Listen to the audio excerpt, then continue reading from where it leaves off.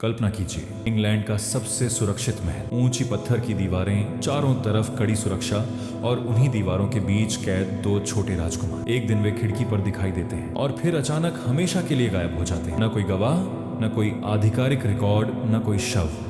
500 साल से भी ज्यादा समय बीत चुका है, लेकिन आज तक कोई यह नहीं जान पाया कि उन दोनों बच्चों के साथ आखिर हुआ क्या था। ये कहानी है इतिहास के सबसे रहस्यमय मामलों में से एक, the princess in the tower की। साल 1483 इंग्लैंड के राजा एडवर्ड चतुर्थ की अचानक मृत्यु हो जाती है। उनके निधन के बाद केवल 12 साल का उनका बेटा एडवर्ड सिंहासन का उत्तराधिकारी बनता है। उम्र बहुत कम होने की वजह से उसके चाचा रिचर्ड ड्यूक ऑफ ग्लॉस्टर को राज्य का संरक्षक बनाया जाता है। शुरुआत में सब कुछ सामान्य दिखाई देता है।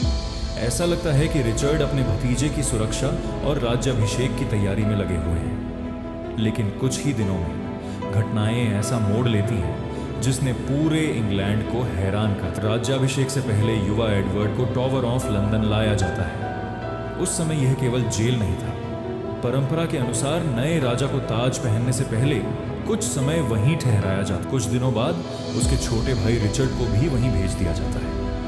अब दोनों भाई महल के भीतर साथ रहते हैं। महल के कर्मचारियों और कुछ दरबारियों ने कई बार दोनों बच्चों को खेलते हुए देखा। कभी वे बगीचे में नजर आते तो कभी महल की खिड़की से बाहर झांकते दिखाई देते, लेकिन धीरे धीरे उनकी झलक कम होने लगी। पहले वे कम दिखाई देने लगे, फिर बिल्कुल ही गायब हो गए। सबसे हैरानी की बात यह थी कि किसी ने कोई सवाल नहीं उठाया, कोई आधिकारिक घोषणा नहीं हुई, किसी ने यह नहीं बताया कि दोनों राजकुमार कहाँ हैं।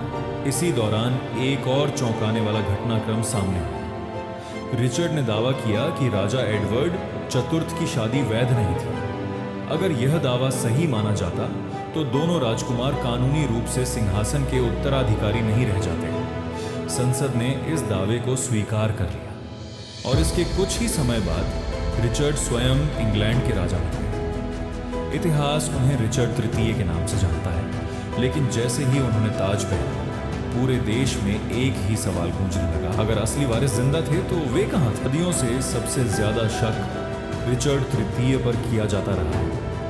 कई इतिहासकारों का मानना है कि जब तक दोनों राजकुमार जीवित रहते, उनके सिंहासन पर हमेशा खतरा बना रहता, इसीलिए उन्हें रास्ते से हटाया गया।